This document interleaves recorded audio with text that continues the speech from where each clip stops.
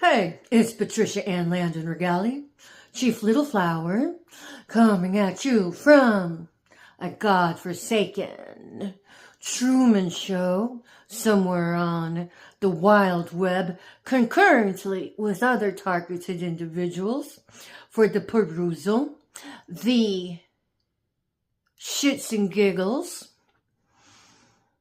Kiwi Farms, and from the same venue of where other targeted individuals have been targeted to death and became snuff films. And concurrently with the upright World Wide Web here on YouTube. At the time of this recording, it is Wednesday, Hump Day, October 16th, 2024. So, what's it like for everybody out there? Is it, I'll abuse people for money? I'll abuse people for money? Sure, I'll go to a handler and get my organized part of a RICO crime to abuse people for money. How many of you guys are out there pitching that old tired song and dance? Still happening over here. I'll abuse people for money. I'll take orders and abuse people for money. Your stupid little triggers in the atmosphere is the vice grip that has your short and curlies in a vice grip. You all are already dead. Don't even know it. Because if your earthly body happens to expire, you get to incur the second death, which is the lake of fire, the everlasting destruction to destruction. So go ahead with your, sure, I'll abuse people for money. I'll abuse people for money. Stupid Nosferatu. Don't even know the dead. But whatever. Honestly, while I forgive everybody, I take those moments as teachable moments for me. When I say those moments, all of the stupid little triggers in the atmosphere with, I'll abuse people for money. I'll exploit people for money. I'll save somebody from living on the street so I can abuse them for money. Sure, I'll teach my children how to abuse others for money. Because your coordinating of it qualifies it as organized crime, which in this respect are all hate crimes. And is punishable by death, because the wages for sin is death. You all are murderous little bastards. I mean, y'all are stripped of your common sense. You're stripped of your common decency. You're stripped of your empathy. But goddamn, if you won't, I'll abuse people for money. So, yeah, I tell you what. We take everything day by day, sure. And I do my best. I mean, first off, I forgive you all you rat bastards. But my forgiveness is not synonymous with spiritual bypassing of karma. I'm in full endorsement of karma, because without karma, how would anybody ever learn? Seriously. So, and plus, when I pray for those who come sideways at me, it's never for any of you to prosper in your wickedness. It's for you to have enough wisdom to opt into healing, because healing is a choice. And if you heal, well, then it's a win-win for everybody. So, healing is indicative of telling the truth, as prescribed in other videos, and is indicative of standing in the truth and living by it. It's like, you don't get to cheat on so-and-so's husband or on your husband and still accepted Christ and think you're going to be able to make it through the pearly gates. Your acceptance of Christ, if that's your thing, is not a one and done. So whenever I deal with the stupid little triggers in the atmosphere and the stupid little triggers in the audio, basically when I'm punked, maintaining your equilibrium is kind of like a tight wire rope act, where you have some great days, you have some more challenging days. And sometimes when I feel like I find a sense of unsettled feeling about it, I really go to God and ask Him to teach me what I need to learn from this, and then to take away my desires and fill me in with what I should want, with what I should feel about it. And because sometimes you lose sight of what works for you. I mean, I have. Kind of, sort of. But it basically is detach and observe. That's the loaded recipe to self-mastery, is to learn how to detach and observe. And then so it's like, I was explaining it with my daughter the other day. It's kind of like the limbic system is like our knee-jerk reaction to certain instances. It could be to smells, it could be to situations, it could be to colors, it could be to anything. And it gets imprinted in your brain. Without articulation. It's kind of like more likened to a 2-year-old that watched their mom spaz out over a spider. And then their response to it was a fear-based one. And so whenever they grow up, that it's kind of like the Pavlov, where their inspired reaction is one of fear.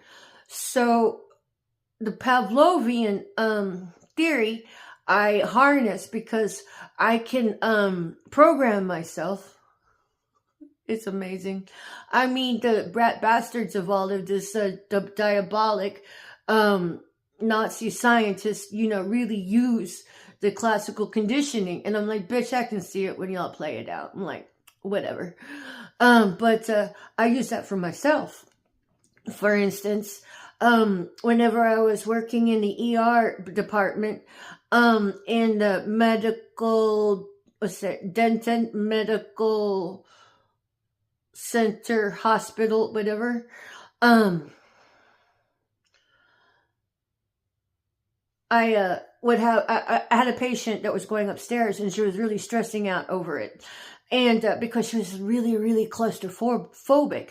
And so what I did was, help give her some pointers to reprogram herself, or at least to distract herself from being in the situation, which is like, for instance, you can take like a handkerchief and spray it with something that really invokes happiness. It could be cologne that reminds you of safety. It can be a perfume that reminds you of happy. But the point here is whatever smell that you can use, put it on that. And so whenever you go into when you have to go into in the elevator, you can use that. You can sniff it, because it will release other feel-good chemicals, and it will help you distract you from what's from your trigger. Excuse me. And then but you can also do that with colors. So, if you take a color, and that just is like, wow, I'm really big on visual therapy and aromatherapy. And one of my favorites, the ops here, they've been using facets of my conversation and getting the weak ones of the Nosferatu in-house to plant the visual triggers. They've used basket for hell, basket, and then for hell, they've used that doll that's like an effigy of me, and then right now they're using stupid other shit. But they also use because I know hello those who hack my phone. What's up? But my phone is constantly hacked. So, if there's a video that stands out with a notable, object in it, they're going to get the object and put it in the house. Like they've gotten the basket, and they've gotten the mustard little vial thing from one of the videos. And, I'll just put a pin in it, but I know that they'll use this. But, which is funny because after a while it becomes a game, because I trained the little monkeys to see if they pick up on it and use it to punk me with. So whatever. But, one of my favorite knee-jerk reactions, is the bar of soap by Dove, which is that melon scented one. It smells so good. And then but this is therapy to combat the triggers. So, but I say all of that to say is that I take purposeful strides and movements to program myself in favorable ways. It's like leveraging the ideology of Pavlov conditioning to your to suit you. And then one of the things that I've done to program myself was the word detach. I'm like, detach. And then, because I'll like say it out loud, or can maybe, if the situation permitting, I might say it inside my mind. Detach. So whenever it comes to these stupid little, I'll abuse people for money and plant visual triggers and act the psychotic monkey. Y'all are loco. But so that was one of my that I kind of lost sight of that, which is fine, but I'm back on it now. So I'm all like, detach and observe.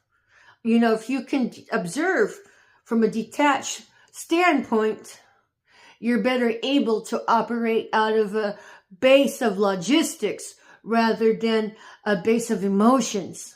Because, it's good that we follow our emotions when suited, but your emotions can also lead you astray. Especially if you let it get your goat. So, man, I've been working on that again. So all of the stupid little triggers, all that does is just train me, fine-tune me. And then while they're all trying to get my goats so they can make the money off of abusing people, I use it as an exercise, an exercise test. So I'm like, okay, whatever. Because I use all of this out in the world. Detach and observe. That's really important. And so that brought me to a level of self-mastery, because you need to be able to go through the fire without the scent of smoke on your clothes. And you can do that. God can help you. But as you help yourself, these psychotic Auschwitz 2.0 psychological abuse games of the RICO crimes, you can rise above. And so, but nothing can have control over you without your attention, without your response. So when you don't give it a response and you don't give it attention with whatever namby-pamby game they want to play, because they get downright childish, like, na. I'm earning money off abusing you. Ha ha. Okay, you want to be the demonic fool? You go right on ahead, because you're dead and don't even know it. So that's something else, you keep in mind. But it's a good thing to renew the mind whenever you're going through the fire, because sometimes we can't. I mean, for me, I'm kind of like tunnel visioned. But when I expand my awareness, which is what the Bible says is to renew the mind, it gives me the leverage and the tools to override the tricks of the enemy. It helps me keep from getting ensnared. And so, yeah, they're still running the game. Like I said, nice sucker jab, nice sucker jab, nice sucker jab, nice sucker jab. But the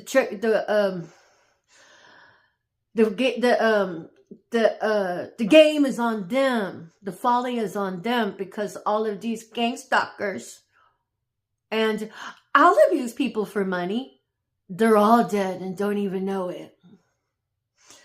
Which is sad to me, but if they don't care, why should I?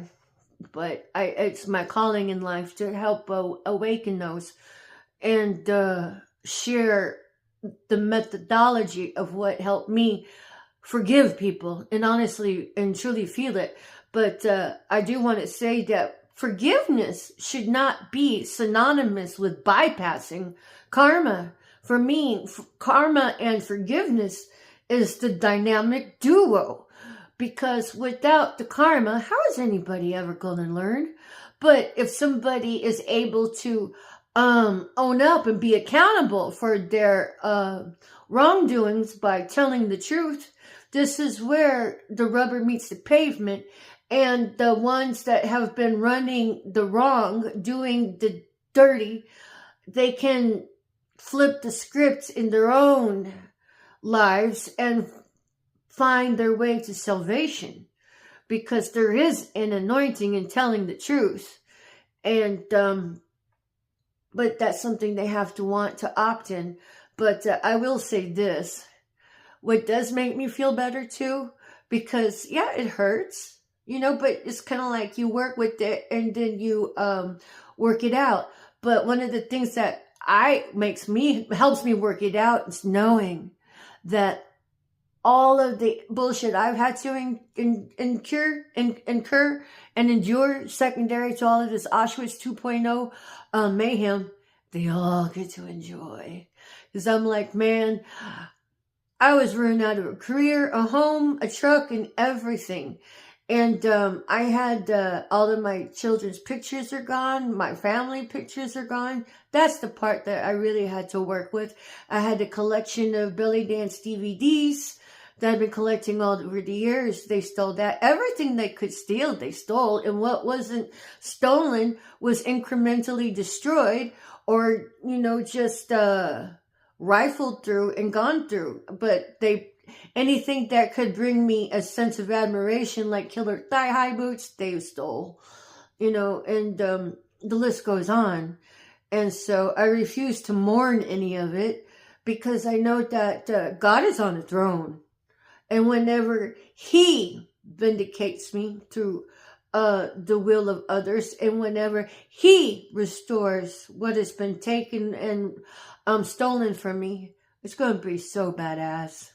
And anything that was, whatever it was in that arena, it's going to be so badass even more. So, but ironically, everything that I had was usurped. But I am blessed with a benefactor, and my daughter and her boyfriend have done so much to help me. And so I couldn't have, I mean, I would have made it, yes, but it made it all the much sweeter knowing that I did have my daughter to help me and encourage me, and her boyfriend, who is a very good young man. They're a very handsome couple together, and I know they're movers and shakers of tomorrow. And I'm very thankful for my benefactor, my cousin, and her foster daughter for rescuing me, no matter what the underlying motives had been. So, but at the end of the day, what helps me is knowing the karma of those who had come sideways at me. You all get to endure losing a home, losing your favorite things, having to have the society turn on you. Y'all get to enjoy all of that, motherfuckers. That brings me great delight, because how are you going to feel when you ain't got a home?